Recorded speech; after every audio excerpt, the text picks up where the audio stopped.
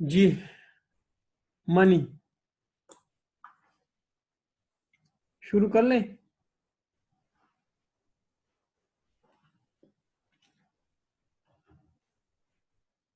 चलो ठीक है। अच्छा मनी हम पढ़ेंगे चैप्टर 11 मनी, ठीक है ना। मेरे ख्याल इस में इन्फ्लेशन वगैरह ये टॉपिक्स भी है, ठीक है ना, क्वांटिटी थ्योरी ऑफ मनी और इन्फ्लेशन। तो इंशाल्लाह इस चैप्टर में आपके मनी और इन्फ्लेशन वगैरह ये क्लियर हो जाएंगे कि इन्फ्लेशन क्या होती है, ठीक है। इसके बाद चैप्टर थोड़ा से छोटे छोटे हैं, ये थोड़ा सा बड़ा चैप्टर है, बाकी चैप्टर इसके मुकाबले में छोटे छोटे। कोशिश करते हैं कि यार 31 जुलाई तक खत्म कर लें, बस ईद से पहले पहले खत्म कर लें इंशाल्लाह, कोशिश करते हैं, ठीक है जी। कोशिश तो यही होगी, बाकी जो अल्लाह को मंजूर। अच्छा मनी क्या चीज़ है जी, इकोनॉमिक्स में मनी कैसे कहते हैं। ये एक ऑफिशियल या लीगल टेंडर होता है जो कि as a medium of exchange use होता है। क्या मतलब, जो कि चीज़ों को के लिए आले मुबादला के तौर पर यूज होते हैं। फॉर एग्जांपल एक ऑफिशियल या लीगल टेंडर होता है, एक लीगल डॉक्यूमेंट्स होता है जिसकी बदौलत से आप चीज़ों को एक्सचेंज कर सकते हैं, ठीक है। फॉर एग्जांपल आपको किसी चीज़ की ज़रूरत हो, आप पैसे दे देते हैं, उसके बदले में आप चीज़ ले लेते हैं, ठीक है। या किसी चीज़ किसी और को किसी की चीज़ की ज़रूरत हो और आपके पास वो चीज़ है, वो आपको ये डॉक्यूमेंट्स या लीगल टेंडर दे देता है और वो चीज़ ले लेता है। तो इसको आले मुबादला के तौर पर यूज़ किया जाता है। ये इकोनॉमिक्स में मनी की डिफिनीशन है, as a medium of exchange. ये एक लीगल डॉक्यूमेंट्स होता है, ये एक लीगल टेंडर होता है जो कि मीडियम ऑफ एक्सचेंज, चीज़ों के आले मुबादला के तौर पर यूज़ होता है। टेंडर मतलब एक डॉक्यूमेंट टाइप चीज होती है ना अजहर। टेंडर में एक डॉक्यूमेंट, ठीक है ना, एक लीगल टेंडर एक कानूनी डॉक्यूमेंट जिसकी एक कानूनी हैसियत होती है। सही है भाई। तो ये मनी की एक सिंपल सी डिफिनीशन है, ठीक है। तो इकोनॉमिक्स कहते हैं कि money is nothing but just as a medium of exchange, एक लीगल डॉक्यूमेंट्स है, ठीक है, और उसके बदौलत आप चीजों को एक्सचेंज करते रहते हैं। जी जी अजहर, ठीक है। तो एक टेंडर मीन डॉक्यूमेंट्स। सही है भाई। अच्छा जी, किसी और में कोई कंफ्यूजन, अगर डिफिनीशन में कोई कंफ्यूजन।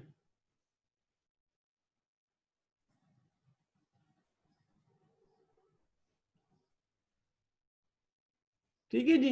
तो एक लीगल डॉक्यूमेंट्स या ये टेंडर होता है, ठीक है, जिसकी बदौलत आप चीजों को एक्सचेंज करते रहते हैं।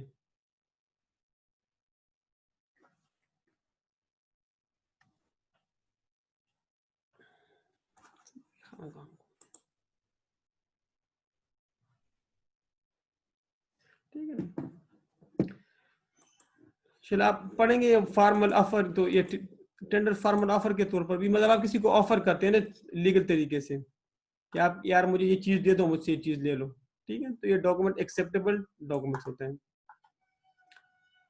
जो आप नोट पर लिखा होता है ना वो, कि इस तरह खूबसूरत में लिखा हुआ, उसमें लिखा होता है यार कि एक, उस पर को मैं देख के ना बता दूंगा आपको। वो जिस तरह आप वो बिल ऑफ एक्सचेंज में भी पढ़ते रहते हैं यार, इतना खूबसूरत सा लगा तो मैं अब देख के बता दूंगा आपको। पहले वो 5 के नोट पर लिखा होता था ना। अच्छा liquidity, the degree to which in asset can be converted into tradable. अच्छा दो तरह की चीजें होती हैं, एक होता है लिक्विड, एक होता है इलिक्विड। कैश या कैश के अलावा कोई ऐसी और एसेट जो कि इजिली कन्वर्टेबल इनटू कैश हो, जिसको आसानी से कैश में या मनी में कन्वर्ट किया जा सकता है, उसको कहते हैं लिक्विडिटी। फॉर एग्जांपल कैश आपके पास लिक्विड है, ठीक है, या कोई आपको बैंक चेक दे दे तो ये आपके पास, क्योंकि बैंक चेक भी आसानी से कैश में कन्वर्ट हो सकता है ना। या फॉर एग्जांपल कोई आपको गोल्ड दे दे, कोई ऐसी चीज जो आपको दे जो कि इजिली कन्वर्टेबल इनटू कैश हो, उसको कहते हैं लिक्विडिटी, ठीक है। So anything which is cash या anything which can be easily convertible into cash is called liquidity. और इलिक्विड चीज वो चीज होती है जो कि आसानी से कैश में कन्वर्ट ना हो सकती हो, ठीक है ना। तो इसको कहते हैं लिक्विडिटी। लिक्विडिटी का मतलब ये कि या तो कैश की शक्ल में या अदर दिन कैश भी हो, लेकिन वो इजिली कन्वर्टेबल इनटू कैश हो। भाई बंदा आपको कैश दे दे, आप खुशी खुशी एक्सेप्ट कर लोगे। कोई बंदा आपको चेक दे, तब भी आप खुशी खुशी एक्सेप्ट कर, क्योंकि कैश भी चेक भी इजिली कन्वर्टेबल इनटू कैश है। क्लियर जी? तो इसका मतलब ये लिक्विडिटी। इंटरेस्ट रेट इलिक्विड का मतलब ये कि फॉर एग्जांपल किसी ने आपको प्रॉपर्टी के डॉक्यूमेंट्स दे दिए, तो आप प्रॉपर्टी को इतना आसानी से तो बेच नहीं सकते हैं ना, ठीक है ना भाई? आप आसानी से तो प्रॉपर्टी को नहीं बेच सकते, क्यों? क्योंकि इसमें एक लंबा प्रोसेस इन्वॉल्व होता है। लेकिन अगर कोई आपको बैंक चेक दे दे, तो आप बैंक में जाके इसको कैश में कन्वर्ट कर देंगे, ठीक है ना? या कोई बंदा आपको ऐसे डॉक्यूमेंट्स दे दे, ठीक है जी, या फिर इसी तरह आपके पास कोई किसी ने आपको बिल्डिंग के कागजात दिए, प्रॉपर्टी के कागजात दे दिए, जो कि इजिली जिसमें एक लंबा प्रोसेस इन्वॉल्व हो, जो कि इजिली कन्वर्टेबल इनटू कैश ना हो। या अभी आप लोगों ने पढ़ा होगा promissory note, bill of exchange, ठीक है ना? तो ये इजिली कन्वर्टेबल इनटू कैश है, तो ये लिक्विड किसी उम्र में आ जाते हैं, ठीक है ना अजहर जी? किसी और को यहाँ तक कोई कंफ्यूजन? ये सिर्फ आपने एक एक नजर पढ़ना है, ठीक है ना? इसको याद नहीं करना आप लोगों ने, बस सिर्फ ये टर्मिनोलॉजी आगे आएगी ना, लिक्विडिटी ट्रैप का एक थ्योरी है केनेजियन की, तो ये आप लोगों ने समझना है जी, ताकि फिर आपको लिक्विड और इलिक्विड का पता हो।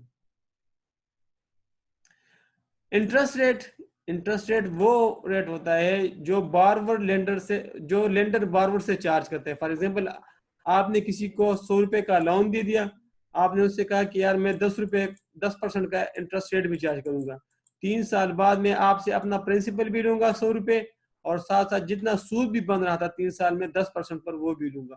तो इस रेट को कहते हैं इंटरेस्ट रेट, ठीक है ना? ये तो आम सी बात है। तो इंटरेस्ट रेट में कोई कंफ्यूजन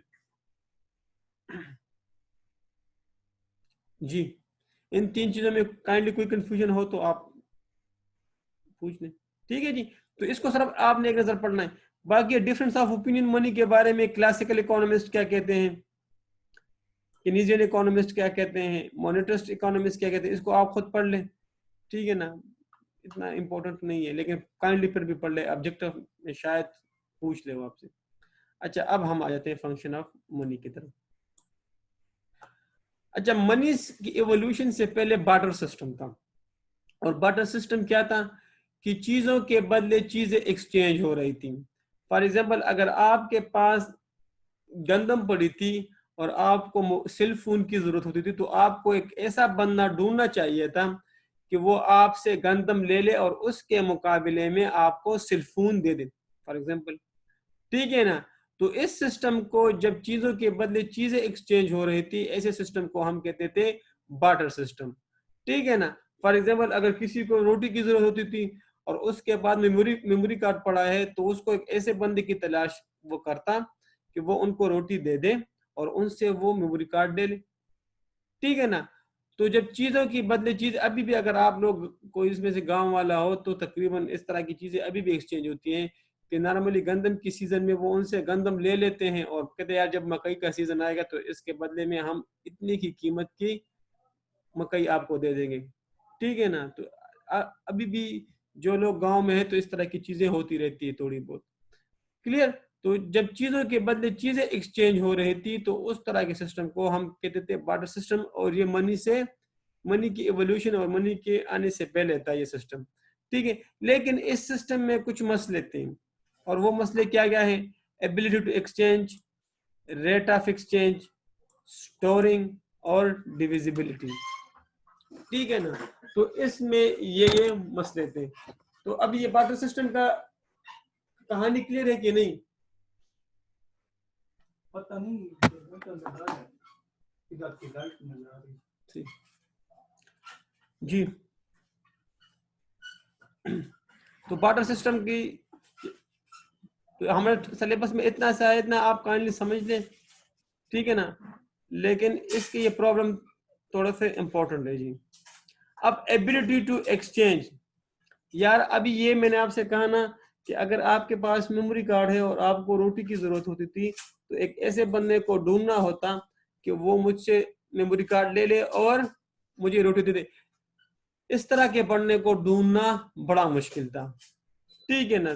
क्या पता कि यार कोई किसी के पास रोटी हो वो दे दे और मेमोरी कार्ड आपसे ले ले, ठीक है ना। तो ऐसे बंदे का ढूंढना बड़ा मुश्किल था। इस सिस्टम की पहली खराबी यही थी जी। इस पहले में कोई मसला एबिलिटी टू एक्सचेंज में।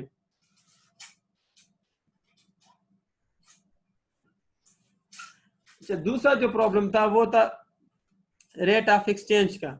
रेट ऑफ एक्सचेंज का मतलब ये कि यार मैं अगर एक मेमोरी कार्ड दूंगा तो उसके बदले में मुझे कितनी रोटियां देगा, ठीक है ना। या अगर वो मुझे एक रोटी देगा तो उसके बदले में मुझे कितनी मेमोरी कार्ड देने चाहिए।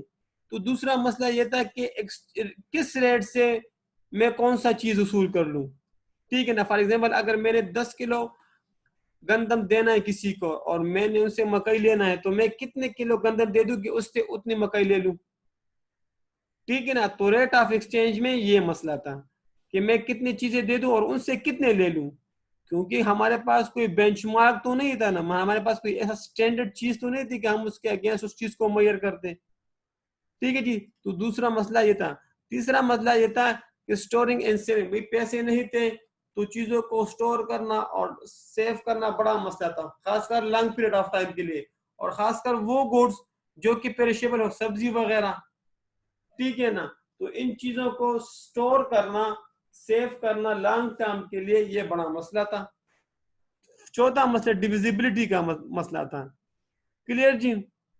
डिविजिबिलिटी का मतलब ये कि अगर आपको एक चीज चाहिए था, फॉर एग्जांपल आपको चाहिए था मोबाइल और उसके बदले में आपने उसको देना था गंदम, तो भाई मोबाइल का कितने पार्ट्स वो आपको दे दे, ठीक है जी।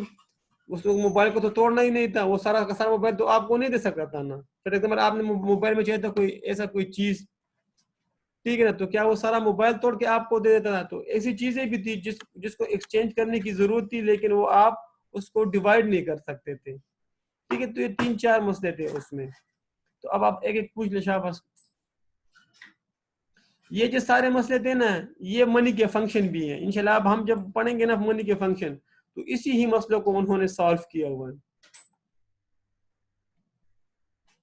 ठीक है। उसने टेबल की मिसाल दी है कि अगर फॉर एग्जाम्पल आप किसी को आटा देते और उसके अगेंस्ट आपको टेबल चाहिए था, तो भाई वो टेबल को तोड़ मोड़ कर तो आपको नहीं दे सकता था ना, ठीक है जी। फॉर एग्जाम्पल वो टेबल का एक पाँव चाहिए था, सही है जी। तो क्या फॉर एग्जाम्पल अगर उसको गाड़ी का वो टायर चाहिए तो वो क्या टायर निकाल कर आपको देता, या स्टेयरिंग या ब्रेक वगैरह निकाल कर वो आपको देता। तो डिविजिबिलिटी का इशू था इसमें जी। तो ये थोड़ा सा इम्पोर्टेंट है जी। तो इसको आप जरा टाइम दे काइंडली जी।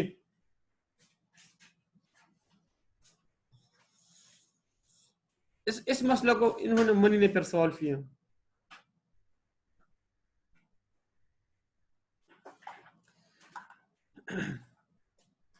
अच्छा, फंक्शन ऑफ मनी।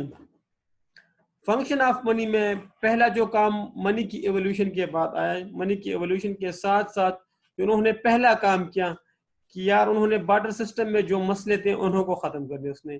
उन्होंने कहा यार बगैर चीजों के एक्सचेंज के हम चीजों को एक्सचेंज कर सकते हैं without any barter system. For example उसने मनी आया, ठीक है, मनी ने कहा कि यार क्लियर, आप चीजों के बदले चीज एक्सचेंज ना करें, ये एक लीगल टेंडर आप ले, एक लीगल डॉक्यूमेंट्स ले, ठीक है ना, ये आप किसी को दे, उसके बदले में वो आपको चीजें दे देगा, ठीक है ना। तो उन्होंने as a medium of exchange, जो ऊपर हमने डिफिनीशन में भी पढ़ा कि मनी का मेन काम क्या होता है, मीडियम ऑफ एक्सचेंज, आले मुबादला, चीजों का आले मुबादला, चीजों के तबादले के तौर पर ये एक मीडियम इस्तेमाल होता है, एक चैनल के तौर पर ये काम करता है, ठीक है ना। तो उन्होंने बार्टर सिस्टम के एक यही मसले को खत्म किया कि यार आप चीजों के बदले चीजों के एक्सचेंज ना करें।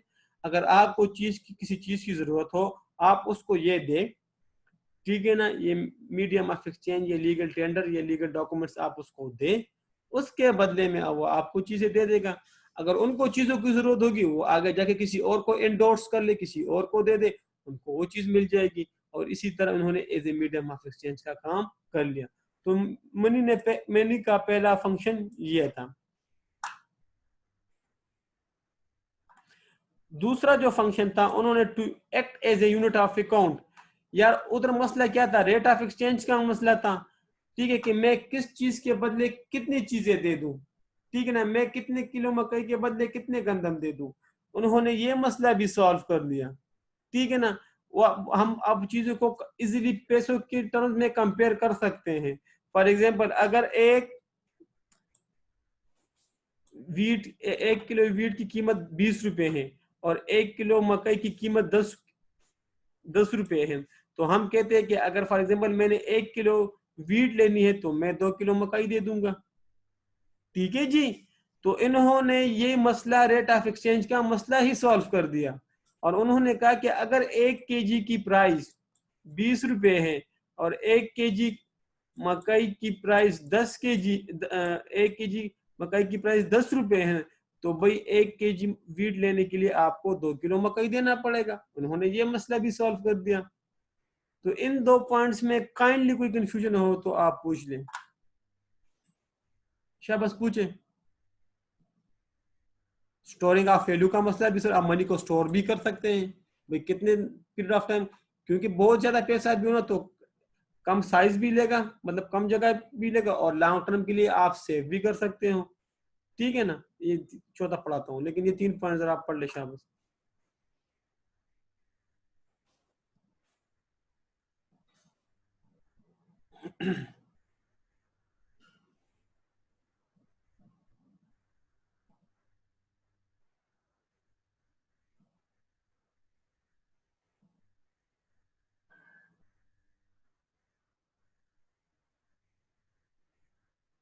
तो act as store of value, Ahmed भाई मेरे, अब आप पैसे उधर क्या मसला था बार्टर सिस्टम में, कि आप चीजों को स्टोर नहीं कर सकते, क्योंकि चीजें गुड्स आपके पास, खासकर पेरिशेबल गुड जो जो बहुत जल्दी खराब हो जाते हैं, उसको आप लॉन्ग टर्म के लिए स्टोर नहीं करते। फॉर एग्जांपल, आप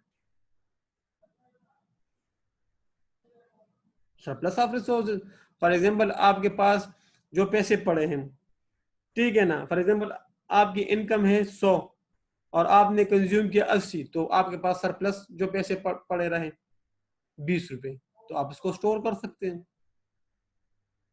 ठीक है ना। बाद में कंज्यूम कर लो, 80 आप अब कंज्यूम कर लो, 20 बाद में कंज्यूम कर लेना। लेकिन बाटा सिस्टम में तो इस तरह नहीं था। फॉर एग्जांपल आपके पास सब्जियां थी, तो अगर अभी सब के सब कंज्यूम कर लेते तो ठीक है, वरना आप उसको स्टोर करके बाद में कंज्यूम नहीं कर सकते थे, क्योंकि आप स्टोर और सेव नहीं कर सकते थे ना, वो तो जल्दी खराब हो जाती थी।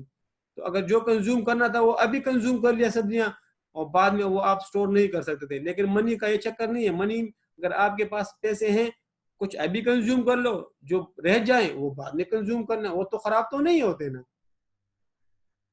तो इसका मतलब ये था सरप्लस का। शफकत। जी अहमद।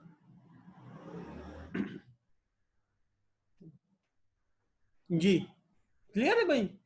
तो जो आपके पास अभी पैसे हैं उसको अभी कंज्यूम कर लो, कुछ सेव करके बाद में कंज्यूम कर लो, वो तो खराब तो नहीं होंगे। लेकिन बाटर सिस्टम में ये सिस्टम था कि अगर चीजें अभी आप कंज्यूम कर लेते तो अच्छा था, वरना उसको आप लॉन्ग पीरियड के लिए सेव नहीं कर सकते थे। To act as a standard of deferred payment, deferred payment का मतलब ये कि पेमेंट मंसूख कर लेना, भी बाद में कर लेना। फॉर एग्जाम्पल, मनी ने ये प्रॉब्लम भी सॉल्व कर दिया कि किसी के पास अभी पैसे ना हो, वो अभी चीजें ले ले और बाद में पैसे दे देना, मतलब जिस तरह उधार का वो होता है, ठीक है ना। लेकिन बाटा सिस्टम में ये सिस्टम नहीं था। आपके पास अगर आपको किसी चीज की जरूरत होती थी, तो आप वो चीज तब ले सकते थे जब उसके अगेंस्ट में आप कोई दूसरी चीज उसको प्रोवाइड कर लेते, ठीक है। लेकिन मनी ने ये मसला भी सॉल्व कर दिया। उसने कह दिया कि यार अगर अभी आपके पास पैसे नहीं है, इट्स ओके, बाद में पैसे दे देना, अभी मुझसे ये चीजें ले लेना। तो डिफर्ड पेमेंट्स का मतलब ये है। तो अभी आप पढ़ लो शाबाश। ये इफेक्ट ऑफ इन्फ्लेशन, यहाँ हम इन्फ्लेशन के साथ पढ़ेंगे।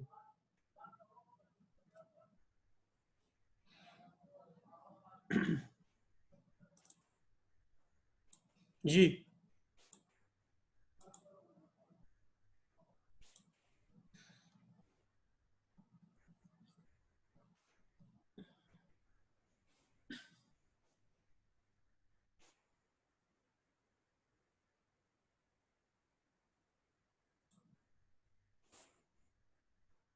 जी, खाकान, मुस्कान, सुंदर सलमान ईशमीन शाबाश पूछे। क्लियर जी।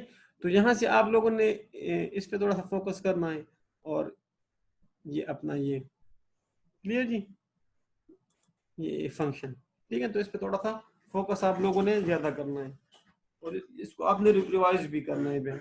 और ये ऊपर वाला जो है ना, इसको थोड़ा थोड़ा आप एक अंदर देख लो, ठीक है जी। बस इफेक्ट ऑफ इन्फ्लेशन को इंशाल्लाह हम पढ़ते हैं इन्फ्लेशन में, इसी टॉपिक्स में।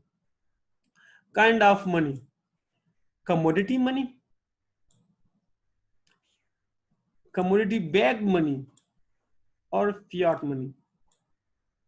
कुछ फेट मनी भी कहते हैं इसको, ठीक है जी।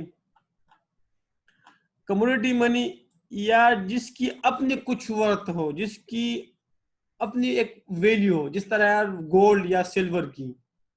तो अगर इसको आप मनी के तौर पर इस्तेमाल ना भी कर लो, तब भी अगर आप किसी को दे दो तो वो खुशी खुशी इसको एक्सेप्ट कर लेगा। कम्युनिटी मनी, जिसकी अपनी इंट्रिंसिक वैल्यू, जिसकी अपनी एक वैल्यू, एक वर्थ हो जिस जिस चीज की, ठीक है ना। तो इसकी बेहतरीन मिसाल जो है ना, वो गोल्ड या सिल्वर है। तो अगर फॉर एग्जाम्पल, अगर आप किसी कोई बंद आप किसी को चीजें दे दो और आपको गोल्ड दे दे, तो आप खुशी खुशी एक्सेप्ट कर लोगे। क्यों? क्योंकि उसकी अपनी एक वर्थ होती है। हालांकि पाकिस्तान में gold as a money use नहीं होता, मतलब पाकिस्तान की अपनी करेंसी है ना, लेकिन फिर भी आप लोग उसको खुशी खुशी एक्सेप्ट कर लोगे। तो ऐसी मनी को कहते हैं कमोडिटी मनी, जिसकी अपनी एक इंट्रिंसिक वैल्यू, इंटरनल वैल्यू, जिसकी अपनी एक वर्थ हो। आल दो कि उसको मनी के तौर पर यूज नहीं किया जाता, लेकिन फिर भी लोग उसको एक्सेप्ट कर लेंगे। तो ऐसी मनी को हम कहते हैं कमोडिटी मनी। एक होती है कमोडिटी बैग्ड मनी। यार ये भी कमोडिटी मनी की तरह होता है, लेकिन इटसेल्फ ये कमोडिटी नहीं होती। फॉर एग्जांपल, इटसेल्फ ये गोल्ड नहीं होता। फॉर एग्जांपल, जिस तरह पाकिस्तान में अगर आपने कुछ नोट इशू करने होते हैं, तो उसकी उसके बैक पे सोना पड़ा होता है ना, ठीक है जी।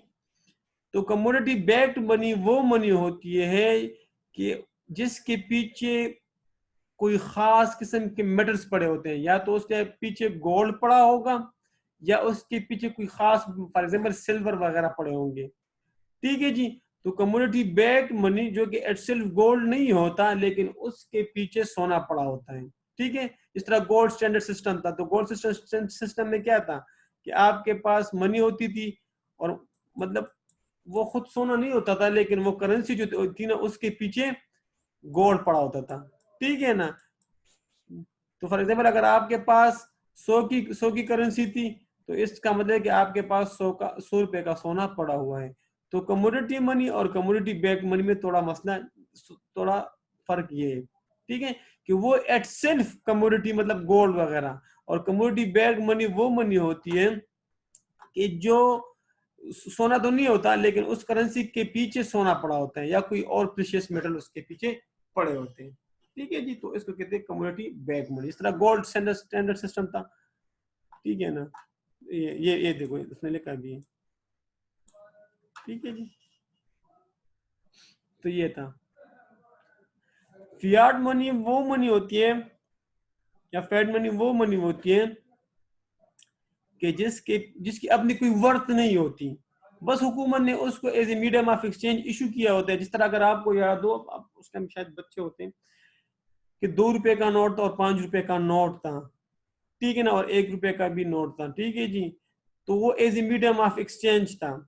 अगर जब हुकूमत ने अनाउंस कर दिया कि यार ये नोट अब खत्म, तो अब वो नोट किसी काम के नहीं है, ठीक है ना, उसकी अपनी अब अगर आप वो किसी को अभी दोगे तो वो आपसे एक्सेप्ट नहीं करेगा। क्यों?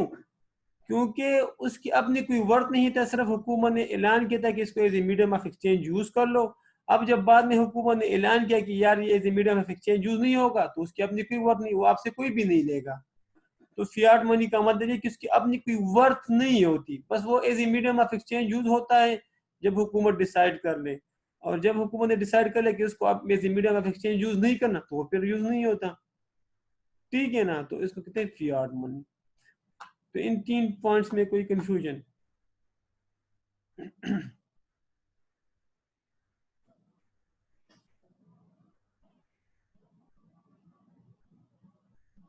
इस तरह आप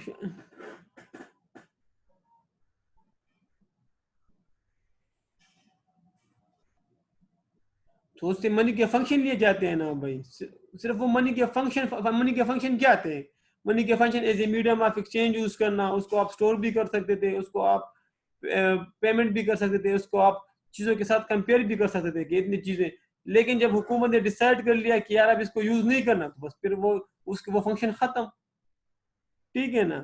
तो उसको as a medium of exchange जो मनी के फंक्शन है वो काम उनसे लिया जाता है। ठीक है ना? मुख्तलिफ मुल्क, जिस तरह हमारे मुल्क में लिया जाता था। Clear ji?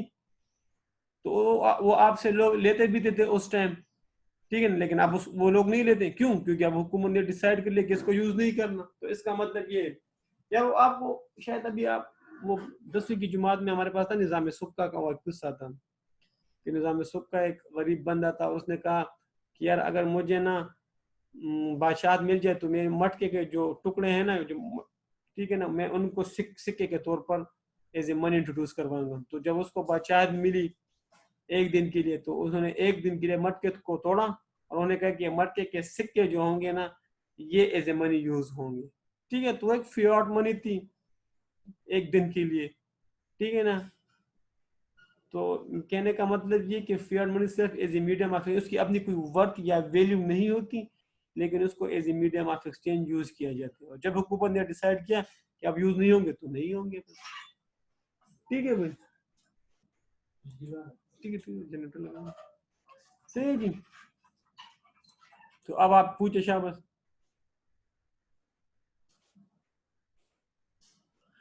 Characteristics of money, जी पूछे शाबाश।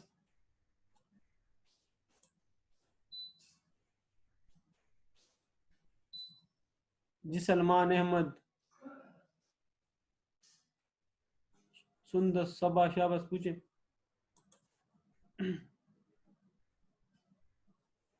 क्लियर जी? तो इसको भी जरा आप काइंडली देख लें। अब कैरेक्टरिस्टिक्स ऑफ मनी, मनी की खुसूसियात क्या क्या हैं? ठीक है ना? जो ड्यूरेबल, ठीक है ना, आप इसको ना लॉन्ग पीरियड ऑफ टाइम के लिए सेव भी कर सकते हैं, यूज भी करके ना सेव भी कर सकते हैं। ठीक है ना? जो ड्यूरेबल है जी। क्लियर? डिविजिबल है, भैया आपको जितने पैसे चाहिए आप उसको उतनी अमाउंट में इसको डिवाइड कर सकते हैं। Clear ji? फॉर एग्जाम्पल आपके पास 100 का नोट है और आपको 10 रुपए चाहिए, तो आप 100 के नोट को वो करके ना चेंज करके ना अपनी जरूरत पूरी कर सकते हो। क्लियर जी? उधर क्या था, बार्टर सिस्टम में डिविजिबिलिटी का एलिमेंट ही नहीं था। क्लियर जी? अगर आपको किसी चीज की जरूरत होती थी और आपके पास फॉर एग्जाम्पल कार होता और आपको एक ऐसी चीज चाहिए थी, तो आप क्या उससे ब्रेक वगैरह निकालते, टायर वगैरह निकालते? नहीं। ठीक है ना? क्योंकि उधर डिविजिबिलिटी का वो बड़ा मसला था, इन्होंने डिविजिबिलिटी का मसला किया था। ट्रांसफरेबिलिटी जी, या ट्रांसफरेबिलिटी का मतलब ये कि आप इजीली इसको ट्रांसफर भी कर सकते हैं, भाई कितनी ही ह्यूज अमाउंट ना हो, आप एक जगह से दूसरी जगह इसको ट्रांसफर कर सकते हैं। अभी तो बहुत आसान है ना। क्लियर जी? तो आप उसको ना आसानी से ट्रांसफर कर सकते हैं। नॉन काउंटरफिबिलिटी, इसका मतलब ये है कि यार इसका डुप्लीकेट नहीं बन सकता है इतनी आसानी से, इसको लोग चाप नहीं सकते। जब हम स्टेट बैंक के फंक्शन में जाएंगे तो उधर जो करेंसी के प्रिंटिंग का वो है काम है ना, वो स्टेट बैंक की मोनोपली है। क्लियर जी? तो नॉन काउंटरफिबिलिटी का मतलब ये है कि आप इसका कोई डुप्लीकेट इतना आसानी से नहीं बना सकता।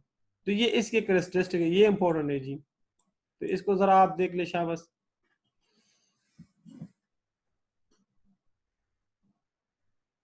जी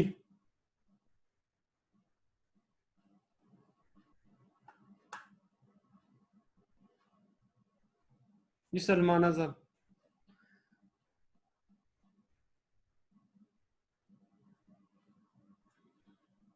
ठीक है। तो ये दो तीन सवाल यहाँ तक अभी जो हमने पढ़ा ना, वो थोड़े से इंपॉर्टेंट जी, आप इसको काइंडली थोड़ा सा देख ले फिर। कम्युनिटी मनी हमने पढ़ा कि गोल्ड वगैरह, ठीक है ना, लेकिन कम्युनिटी का मतलब इधर ये भी, उधर तो खैर काइंड्स थे फंक्शन। एवोल्यूशन ऑफ मनी, कि मनी की एवोल्यूशन से पहले पहले क्या क्या चीजें थी। ठीक है ना? यार पहले कम्युनिटी मनी यूज हुई। कम्युनिटी मत का मतलब ये है कम्युनिटी मनी कि चीजों के बदले चीजें एक्सचेंज हो रही थी। ठीक है, जब मनी इंट्रोड्यूस नहीं हुई थी और मनी की एवोल्यूशन से पहले बनी हुए इंसान को कितने चीजों से गुजरना पड़ा, कितने मनी से गुजरना पड़ा। तो पहला जो था ना वो था कम्युनिटी मनी। कम्युनिटी मतलब का चीजों के बदले चीजें एक्सचेंज होना, मतलब जो हमने अभी बार्टर सिस्टम में पढ़ा। एक था मेटेलिक मनी, जब गोल्ड और सिल्वर को एज ए मनी यूज किया। ठीक है ना। तो जो दूसरा इंसानों ने मनी के तौर पर चीज को इस्तेमाल किया वो था मेटेलिक, यानी गोल्ड या सिल्वर को उन्होंने एज ए मनी यूज किया। फिर आया पेपर मनी, जब करेंसी, जब पेपर को हमने एज ए करेंसी यूज कर किया। ठीक है ना, मॉडर्न तकरीबन 90s में जब करेंसी की मनी पेपर की इवोल्यूशन हुई तो फिर हमने पेपर को करेंसी में कन्वर्ट कर लिया। फिर पेपर मनी आई उसके बाद। आजकल जो है ना वो चल रही है आपकी इलेक्ट्रॉनिक मनी।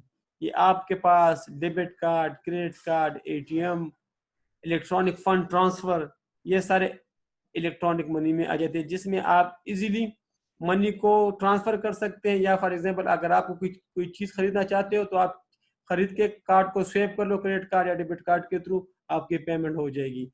तो कहने का मतलब ये कि मनी की एवोल्यूशन से पहले पहले इंसान ने इन चीजों को बतौर मनी यूज किया। कमोडिटी को जो कि बार्टर सिस्टम में हमने यूज किया, मेटेलिक को जब हमने गोल्ड या सिल्वर के कॉइन्स को एज ए मनी यूज किया, जब हमने पेपर को एज ए मनी यूज किया और स्टिल वी आर यूजिंग, अभी भी हम यूज कर रहे हैं। और इलेक्ट्रॉनिक मनी जिसमें आप इलेक्ट्रॉनिक के थ्रू पेमेंट कर लेते हैं या इलेक्ट्रॉनिक के थ्रू रिसीव कर लेते हैं, तो इसको कहते हैं electronic money. Debit card, credit card, ATM, electronic fund transfer, ठीक है ना, ईएफटी, तो इसको कहते हैं इलेक्ट्रॉनिक मनी। जी, तो यहाँ तक कोई कंफ्यूजन या कोई सवाल पूछते हैं आप लोगों ने तो पूछ लें। शाबाश।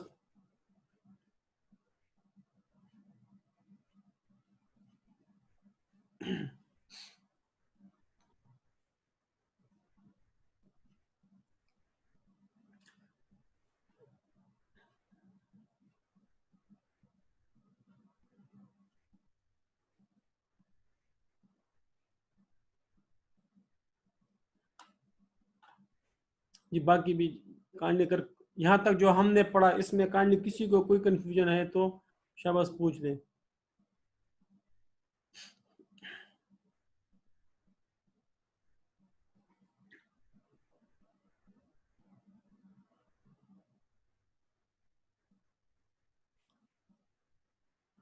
अच्छा, अब एक और टाइप्स आ जाती है, वो उसको कहते हैं क्रेडिट मनी। क्रेडिट मनी का मतलब ये जिस तरह हमने ऊपर पढ़ा कि मनी ने एज एक्ट किया डिफर्ड पेमेंट्स का, और इसका मतलब क्या था? इसका मतलब ये है कि अगर किसी बंदे के पास पैसे ना हो, ठीक है ना, तो वो अभी चीजें ले ले और चीजें लेके बाद में पैसे दे देना। ठीक है ना, इसको कहते हैं क्रेडिट मनी। जिस तरह आप लोगों ने शायद अकाउंट में अभी तक पढ़ा है कि नहीं, क्रेडिटर का आपने एक टर्मिनोलॉजी पढ़ी होगी, क्रेडिटर का। इस तरह की कोई टर्मिनोलॉजी आप लोगों ने पढ़ी है कि नहीं? क्रेडिटर का, डेटर्स, क्रेडिटर्स पढ़ी है? ये तो क्या होते हैं क्रिएटर? क्रिएटर क्या होते हैं आजाद अहमद, क्या होते हैं क्रिएटर?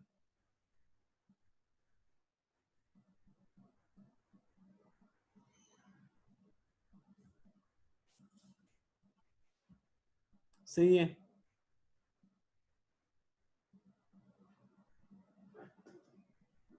ठीक है, बिल्कुल सही है। या फॉर एग्जांपल जिससे हमने पैसे लिए हो या जिससे हमने चीजें लिए हो और उसको देने हैं, वी आउट टू हिम, ठीक है ना, हमने उसको पैसे देने हैं। कहाँ से इंस्टेबल हो गया भाई? ठीक है जी। अब इसी तरह क्रेडिट मनी भी इस तरह होते हैं। फॉर एग्जांपल, सही है जी, बिल्कुल। अब देखें, इस तरह होता है कि फॉर एग्जांपल आप किसी से उधार पे चीजें ले लेते हो, ठीक है ना, और आपने उनको पैसे देने होते हैं, तो आप उसको एक डॉक्यूमेंट इशू कर लेते हैं, ठीक है ना, एक डॉक्यूमेंट इशू कर लेते हैं कि यार मैंने इनसे इतनी अमाउंट की चीजें लिए हैं, मैं बाद में उनको इतना पेमेंट दूंगा, ठीक है, और आप उसको वो डॉक्यूमेंट दे देते हैं। क्लियर जी। जब वो टाइम पूरा हो जाता है तो वो बंदा आपके पास आ जाता है और